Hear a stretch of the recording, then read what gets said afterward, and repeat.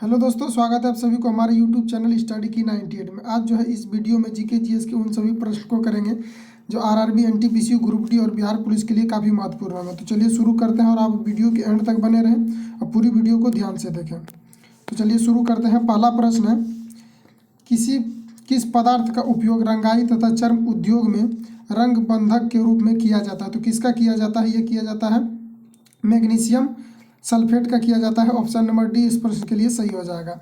और इसके कुछ फैक्ट है। मैग्नीशियम का उपयोग जो है ये दंत मंजन बनाने में किया जाता है और दवा बनाने में किया जाता है। जिप्सम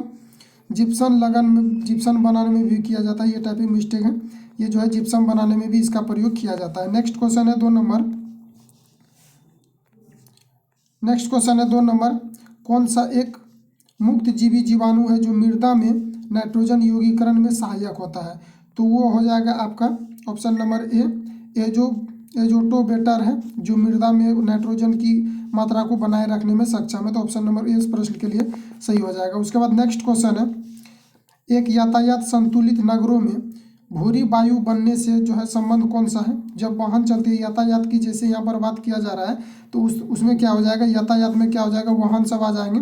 और वाहन में क्या होता है, सल्फर डाइऑक्साइड और कार्बन मोनोऑक्साइड जो है उससे निकलता है। तो यहाँ पर पूछा जा रहा है कि भूरी गैस, तो सल्फर डाइऑक्साइड हो जाएगा। अगर सल्फर डाइऑक्साइड नहीं रहेगा तो फिर कार्बन मोनोऑक्साइड, आपको सेकंड आंसर जो है क्लिक करना है। और कार्बन मोनोऑक्साइड जो है ये CO हो जाएगा और ये जो है उदासीन यौगिक है। ऑप्शन नंबर डी जो है इसका सही हो जाता है। अगर ऑप्शन नंबर ए नहीं रहता सल्फर डाइऑक्साइड तो ऑप्शन नंबर कौन सा सही हो जाएगा? ऑप्शन नंबर ए हो जाएगा सल्फर डाइऑक्साइड। चलिए नेक्स्ट क्वेश्चन है, ब्रायोफाइटा प्रकाश संश्लेषी तो होते हैं परंतु उनमें संवहन उत्तक और वास्तविक जड़ें नहीं होती है। इस विशेषता के कारण हुए निम्नलिखित में से किसके सदृश है? तो ब्रायोफाइटा का मतलब है, ब्रायोफाइटा एक ऐसा वर्ग है जिसके अंतर्गत वो पौधे को शामिल किया जाता है जिसका जड़ जो है वो जमीन से टच नहीं होता है और वो जो है प्रकाश संश्लेषी अंग होता है। यानी पत्तों में क्या होता है, प्रकाश संश्लेषी होता है, लेकिन उसमें जो है जड़ जमीन से टच नहीं होता है। तो उसके लिए जो हो जाएगा ये शैवाल हो जाएगा। और ये जो है तालाब में होता है शैवाल। और इसमें क्या होता है, इसका जो जड़ होता है वो पानी के सतह पर ही रहता है, वो जमीन से टच नहीं करता है। इसलिए ऑप्शन नंबर बी सही हो जाएगा। और इसके ब्रायोफाइटा के अंतर्गत जो है इन्हीं सब पौधे को उसके अंदर जो है रखा जाता है जो जिसका जड़ जो है वो जमीन से टच नहीं होता है। तो ऑप्शन नंबर 20 प्रश्न के लिए सही हो जाएगा। ब्रायोफाइटा के लिए वो जो है उपयुक्त है। नेक्स्ट क्वेश्चन है 5 नंबर, प्रकाश के दृश्य स्पेक्ट्रम के लिए निम्नलिखित में से रंगों की तरंगदैर्घ्य हरे पादपों का अधिकतम अवशोषित करता है।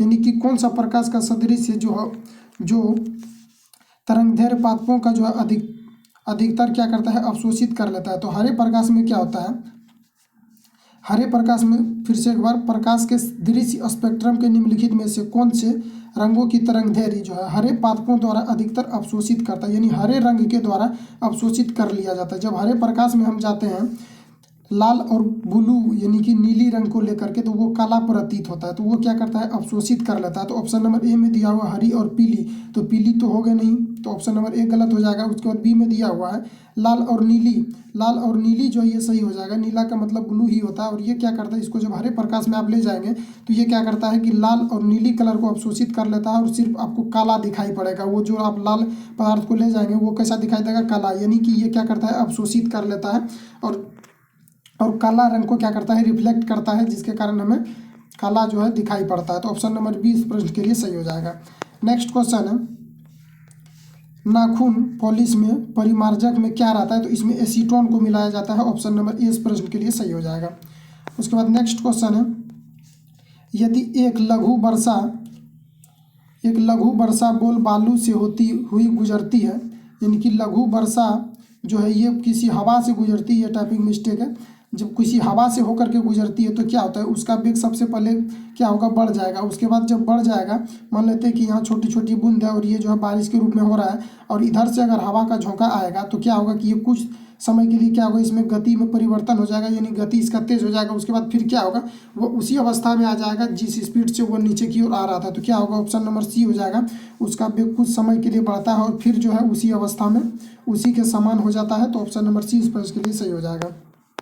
और वर्षा की बूंदें जो है ये पृष्ठ तनाव के कारण गोल होती है और वर्षा का जल सबसे शुद्ध होता है, क्योंकि आप वाष्प के द्वारा अगर किसी भी द्रव को उड़ाते हैं तो वो जब वाष्प में परिवर्तित होता है फिर उसको आप अगर संघनित करते हैं तो वो क्या होता है, बहुत शुद्ध हो जाता है। जैसे आप ले लीजिए चीनी और पानी का घोल, अगर उसको आप वाष्प के द्वारा उड़ाएंगे तो पानी क्या हो जाएगा, अलग हो जाएगा और चीनी नीचे बढ़ जाएगा। तो वाष्प जो बनेगा वो जो है उसमें किसी भी प्रकार का मीठा स्वाद नहीं रहेगा, क्योंकि वो वाष्प है और वो शुद्ध होता है।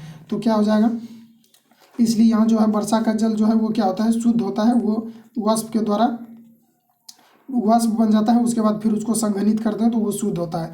उसके बाद नेक्स्ट इफेक्ट है, गोल वस्तु जो है न्यूनतम क्षेत्रफल घेरती है। अगर कोई भी वस्तु आप अगर स्क्वायर के रूप में रखते हैं और इसको अगर मोड़ देते हैं तो इसके तुलना में क्या होगा, ये गोल जो होता है ये कम क्षेत्रफल घेरता है, वही यहाँ पर इफेक्ट डाला गया है। नेक्स्ट क्वेश्चन है, महिला में प्रायः कमी पाई जाती है। तो महिला में किस तत्व की कमी पाई जाती है, महिला में जो है ये आयरन की कमी पाई जाती है। ऑप्शन नंबर बी इस प्रश्न के लिए सही हो जाएगा। और कैल्शियम की भी कमी पाई जाती है। अगर आयरन नहीं रहेगा तो यहाँ पर दिया रहेगा कैल्शियम, तो आपको कैल्शियम टिक करना है। यहाँ पर आयरन दिया हुआ तो आयरन को टिक करना है। यानी कि जब भी कोई महिला गर्भवती रहती है, प्रेग्नेंट रहती है, तो उसमें जो है आयरन की कमी पाई जाती है। और आयरन सबसे ज़्यादा मिलेगा किस में भाई, तो आयरन जो है सबसे ज़्यादा ये पालक में मिलता है, हरी सब्जियों में। ऑप्शन नंबर 20 पर इसके लिए सही हो जाएगा। महिला में प्रायः आयरन की कमी पाई जाती है।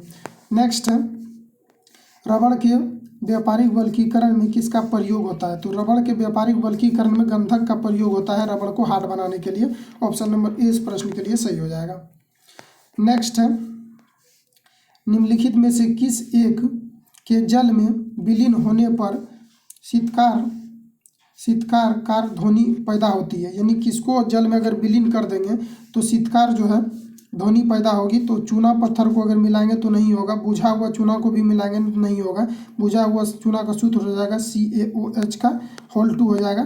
तो ये जो है बुझा हुआ चूना को भी मिला देंगे तो नहीं हो जाएगा। सोडा चूना को भी मिलाएंगे तो नहीं होगा। बिना बुझा हुआ चूना को अगर मिलाते हैं हम CaO, इसको अगर पानी में डालते हैं चूना को, तो ये क्या होता है, खौलने लगता है। तो वही यहाँ पर पूछा जा रहा है किससे ध्वनि उत्पन्न होता है। तो CaO को जो पानी में डालते हैं तो क्या होता है, खोलने लगता है और उसमें जो है आवाज़ भी आता है, बुदबुदाहट का आवाज़ आता है। तो ऑप्शन नंबर डी इस प्रश्न के लिए सही हो जाएगा। इसमें फिर इफेक्ट दिया हुआ मैग्नीशियम हाइड्रोक्साइड पेट की अम्लता को क्या करता है, दूर करता है। पोटेशियम नाइट्रेट का उपयोग बारूद बनाने में प्रयोग किया जाता है। नेक्स्ट क्वेश्चन है, लोहे की कील में जंग लगने पर क्या होता है, उसके भार में कमी हो जाएगा। नहीं, भार में तो कमी नहीं होगा, क्योंकि लोहे में जब जंग लग जाएगा तो उसके भार में क्या होगा, वृद्धि हो जाएगा। और किसके कारण लगता है, तो ऑक्सीजन के कारण और सल्फर डाइऑक्साइड के कारण लोहे में जंग लगता है। तो उसके भार में क्या होगा, वृद्धि हो जाएगा। ऑप्शन नंबर 20 प्रश्न के लिए सही हो जाएगा। नेक्स्ट है, जड़ का निर्माण जो होता है मूलांकुर के द्वारा होता है। जब बीज बोते हैं तो उसमें क्या होता है, अंकुर सबसे पहले आता है। और अंकुर जब आता है उसके फलस्वरूप क्या होता है, नीचे जड़ निकलता है। यानी ऑप्शन नंबर ए सही हो जाएगा, मूलांकुर के समय होता है। इसके फैक्ट है, जड़ सदैव प्रकाश से दूर भूमि की ओर वृद्धि करती है। यानी कि जड़ जो है ये प्रकाश की ओर वृद्धि नहीं करता है, किधर करता है, जमीन के नीचे करता है। यानी प्रकाश के जस्ट अपोजिट करता है।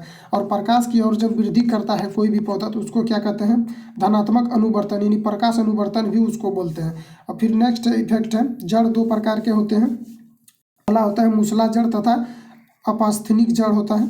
तो दो जड़ होते हैं, इसको आपको याद रखना। नेक्स्ट क्वेश्चन है, ग्रंथिल जड़ों में क्या पाया जाता है। ग्रंथिल जड़ों में जो है बैक्टीरिया पाया जाता है।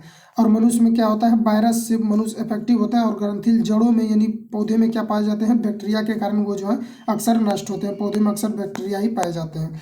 नेक्स्ट क्वेश्चन है, संयुक्त राष्ट्र संघ की स्थापना कब हुई थी। तो ये 1945 में हुआ था। ऑप्शन नंबर सी इस पॉइंट के लिए सही हो जाएगा। और इसके अभी सदस्य की हम बात करें, वर्तमान में इसके कितने सदस्य हैं, तो प्रारंभ में इसके टोटल कितने सदस्य थे, 51। और वर्तमान में अगर हम इसकी बात करें तो वर्तमान में 193 सदस्य हैं।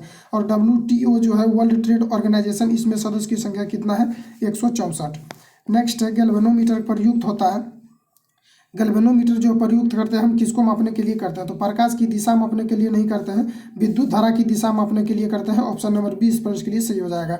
और ध्वनि की दिशा तो उस गैल्वेनोमीटर के द्वारा मेजर नहीं किया जाता, और ना ही तो चुंबकीय क्षेत्र की दिशा जो है इससे, प्रेरण की दिशा इससे ज्ञात की जाती है। इससे क्या किया जाता है, विद्युत धारा की दिशा ज्ञात की जाती है। नेक्स्ट है, उसके बाद देखिए कुछ इसके फैक्ट है। ग्रामोफोन जो है, मेगाफोन जो है, ध्वनि को दूर स्थान तक ले जाया जाता है किसके द्वारा, मेगाफोन के द्वारा। उसके बाद क्या है, पायरोमीटर है, दूर स्थित वस्तुओं का इससे पता लगाया जाता है। उसके बाद है ऑडियोमीटर। ऑडियोमीटर क्या करता है, गाड़ी की दूरी को जो है मापता है। और उसके बाद स्पीड किससे मापा जाता है, तो वो स्पीडोमीटर के द्वारा मापा जाता है गाड़ी की स्पीड को, और उसके जो डिस्टेंस होते हैं उसको ऑडियोमीटर के द्वारा मेजर किया जाता है। मोनोमीटर है, इससे गैस का दाब मापते हैं, और वायुमंडलीय दाब को किससे मापते हैं, तो बैरोमीटर के द्वारा। नेक्स्ट है इसमें ग्रेविमीटर क्या है, तो जल पर उपस्थित जो तेल की मात्रा होती है उसको मापा जाता है ग्रेविमीटर के द्वारा। इतने फैक्ट आपको यहाँ से याद रखना है।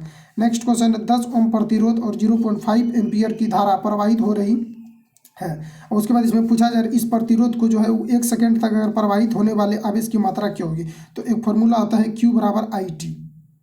क्या हो जाएगा, IT, यानी कि Q बराबर होता है IT, और Q जो है आवेश की मात्रा हमको निकालना है, और आवेश की SI यूनिट क्या होता है, कूलम।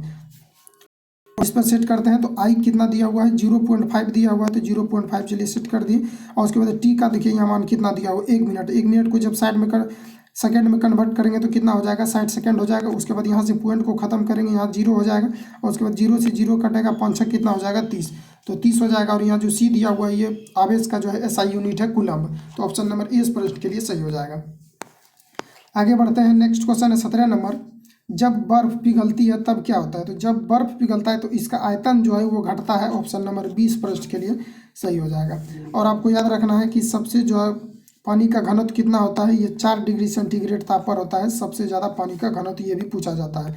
चलिए नेक्स्ट 18 नंबर, निम्नलिखित में से कौन सा हरित गृह गैस नहीं है, तो यानी कि वो जो ग्रीन हाउस प्रवाह है उसमें कौन कौन सा गैस जो है वो जिम्मेदार है, तो कार्बन डाइऑक्साइड तो ये मुख्य रूप से होता ही होता है, ये कंपलसरी है। उसके बाद मीथेन भी होता है, नाइट्रस ऑक्साइड भी होता है, लेकिन नाइट्रोजन जो है ये नहीं होता है ग्रीन हाउस प्रभाव में, ये गैस जो है नहीं होता है। ऑप्शन नंबर डी इसका करेक्ट आंसर हो जाएगा। उसके बाद यहाँ पर लिखा हुआ है हरित गृह प्रवाह के लिए मुख्य रूप से कार्बन डाइऑक्साइड आवश्यक है, ये तो कंपलसरी होगा ही। नेक्स्ट क्वेश्चन है, सोडियम पंप का कार्य कहाँ पर होता है, सोडियम पंप का जो कार्य है ये कहाँ पर होता है, मांसपेशियों के संकुचन में नहीं होता, ये होता है हृदय की धड़कन में। ऑप्शन नंबर 20 प्रश्न के लिए सही हो जाएगा। और इसका जो है रक्त परिसंचरण का खोज किसने किया था, विलियम हार्वे के द्वारा किया गया था। और रक्त परिसंचरण जो है 4 भाग होते हैं, शिराएं, रुधिर, धमनियाँ और हृदय, यानी कि ये 4 भाग जो है ये रक्त के परिसंचरण के लिए मुख्य भूमिका निभाते हैं। नेक्स्ट क्वेश्चन, नेक्स्ट इफेक्ट है, सोडियम पंप हृदय की धड़कन को नियंत्रित करता है, और हृदय का वजन जो होता है वो 300 ग्राम होता है, ये भी पूछा जाता है, तो आपको याद रखना है, इतना फैक्ट यहाँ से याद रखना है। नेक्स्ट है, नोबेल पुरस्कार किस क्षेत्र में योगदान के लिए नहीं दिया जाता है, तो शांति के क्षेत्र में भी दिया जाता है, चिकित्सा में, अर्थशास्त्र में दिया जाता है, लेकिन कि ये जो है कंप्यूटर के क्षेत्र में नहीं दिया जाता है। ऑप्शन नंबर डी इस प्रश्न के लिए सही हो जाएगा कि कंप्यूटर के क्षेत्र में जो है किसी भी प्रकार के नोबेल पुरस्कार को योगदान के रूप में जो है प्रदान नहीं किया जाता है। नेक्स्ट क्वेश्चन है, धार्मिक और त्योहार दशहरा निम्न में से किस राज्य में उल्लास के साथ मनाया जाता है, तो ये जो है मुख्य रूप से कर्नाटक का लोक नृत्य है। ये लोक नृत्य नहीं, ये धार्मिक एक पर्व है जो कर्नाटक में मनाया जाता है। इसके अलावा ये जो है अदर स्टेट में भी मनाया जाता है। कर्नाटक का लोक नृत्य जो है यक्षगान, कुनीता, करगा और लाम्बी जो है ये कर्नाटक का प्रमुख लोक नृत्य है, इसको याद रखना है, जो हाईलाइटेड पूछा जाता है। नेक्स्ट गुजरात का लोक नृत्य क्या है, तो ये हो जाएगा गरबा, दांडिया, रासलीला, पनिहारी, जो है ये गुजरात का प्रमुख लोक नृत्य है। मेन रूप से पूछा जाता है गरबा और दांडिया, जो है ये दो को पूछा जाता है बार बार। उसके बाद नेक्स्ट गोवा का लोक नृत्य क्या है, तो गोवा का है मांडी, जागाझोर है। उसके बाद धमनी है, ये जो है गोवा का प्रमुख लोक नृत्य है। तो चलिए आज यहीं तक। वीडियो पसंद आए तो चैनल को सब्सक्राइब कर ले, बेल आइकन को प्रेस कर ले, ताकि आपको नेक्स्ट वीडियो का नोटिफिकेशन मिल सके। मिलते हैं नेक्स्ट वीडियो के साथ। Thank you for watching.